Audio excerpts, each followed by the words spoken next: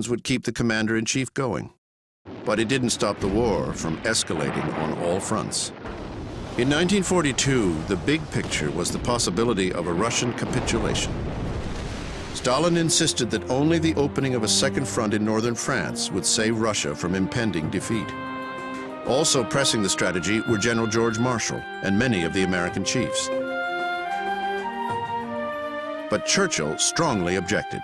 He feared the casualties would be horrendous.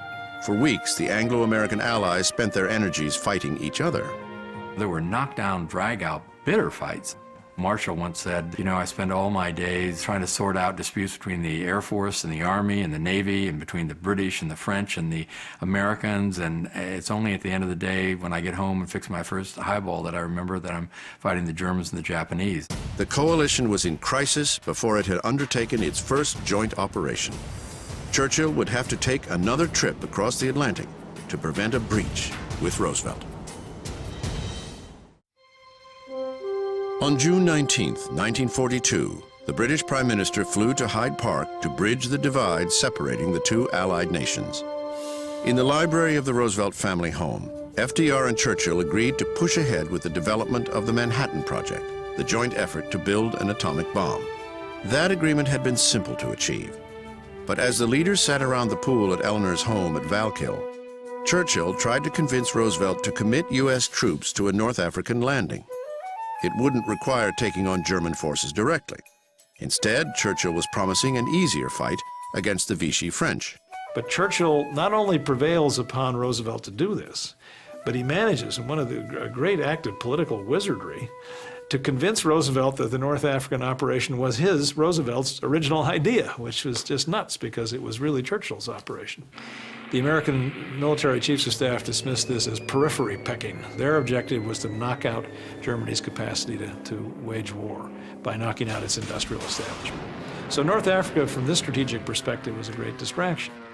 To lead American forces into North Africa, FDR passed over 366 more senior officers to appoint General Dwight Eisenhower. Roosevelt told his family why. He has the best political mind of all the generals I have. Eisenhower hid it. Behind that warm smile and the joking manner and so forth was a steely mind. What FDR didn't know was that Eisenhower was one of the generals fiercely opposed to the operation he was now to lead.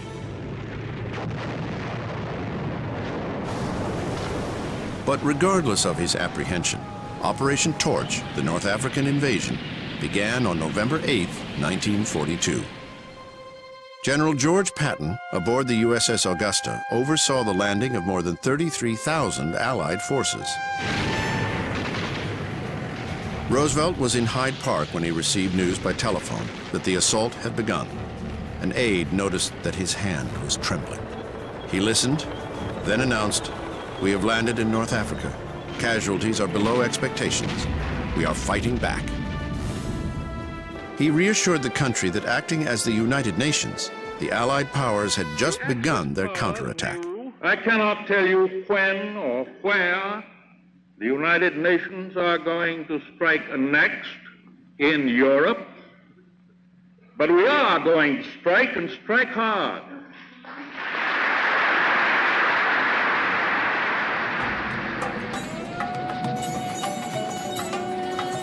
In January 1943, FDR and Churchill arrived in newly liberated Morocco for a top-secret conference at Casablanca. Stalin was invited, but insisted it was too dangerous to leave Moscow.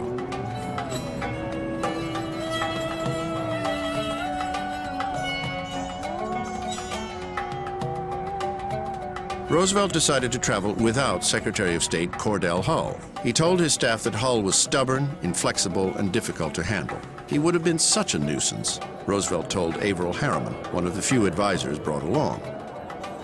He relied instead on Harry Hopkins and Generals Marshall and Eisenhower. It was on the final day of the conference that FDR made real news. Without consulting Churchill, he announced uncompromising terms for ending the war against Hitler. So then Roosevelt said, "I feel that victory against Germany, true victory against Germany, can only be achieved by unconditional surrender." And he looked at Churchill as if, of course, we agreed on this and so forth. And Churchill was absolutely flabbergasted. And moreover, standing behind Roosevelt was George Marshall, Dwight Eisenhower, and a whole slew of other American generals, all of whom loathed the idea, because it was only going to make the Germans fight harder. But the purpose of Roosevelt's announcement was to stiffen Russian resolve, prove to Stalin that he should hang on, that America was serious about defeating Germany and intended to fight to the bitter end.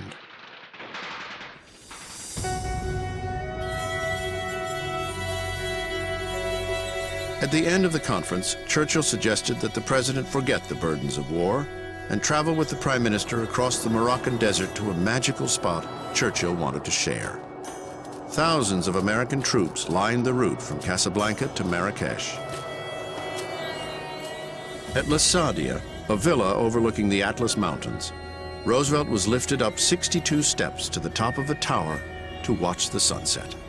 There's a wonderful picture of the two men at this moment, where Churchill is staring at Roosevelt with a kind of tenderness in his eyes. And I really think that begins to show the deep affection of the two men. The Casablanca Conference was the high point of Churchill's war, the last time he and Roosevelt would meet as equals. For Roosevelt, the conference and the two-day diversion left an indelible impression. My grandfather talked at the dinner table about not only that beautiful sunset, but the pleasure that Winston Churchill had. And the reason I talk about their friendship is that you could sense from FDR's comments, the tone of his voice, the warmth in his voice, that he appreciated Churchill's appreciation of the scene. I can assure you that FDR would not have been carried up the 62 steps to get up into the tower unless it was because his friend wanted it.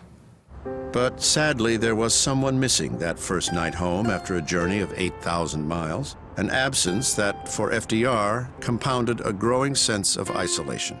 When Franklin returned from Casablanca, one gets the feeling that he couldn't wait to tell Eleanor all about what had happened there with Churchill, and so many stories to tell. And just as when he was a young boy, when he'd come home from college or home from school, his mother would be there with welcoming arms, he goes into the White House hoping that she will be there with welcoming arms. But sadly, when he gets there, there's a handwritten note from Eleanor saying, "Welcome home. Sorry I can't be here, but I had a pre-arranged lecture at Cooper Union." It seemed that always they were two ships passing in the night.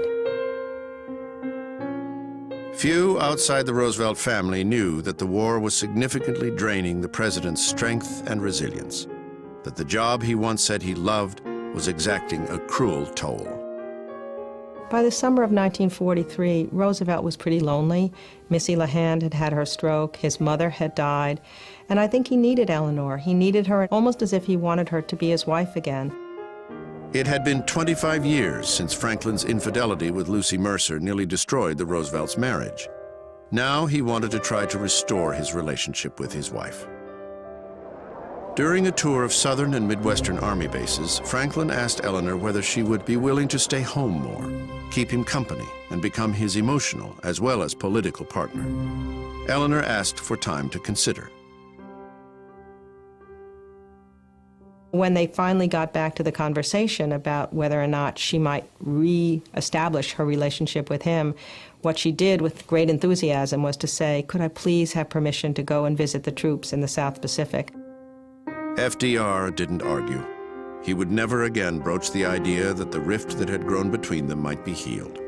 Instead, he approved Eleanor's request, one that would take her on a 23,000-mile trip through the Pacific and would shake Eleanor to her core. In the summer of 1943, Eleanor set off for the Pacific. She was to visit nearly 400,000 soldiers. The men loved her. I walked through miles of hospital wards on that trip. So many times the serviceman's face would light up if I could say, "I know your town." For the first time, Eleanor confronted the reality of war, images of death and dying that left an indelible mark. She was seeing the other face of war when she went to the South Pacific, so contrasting to that excited face of war that you saw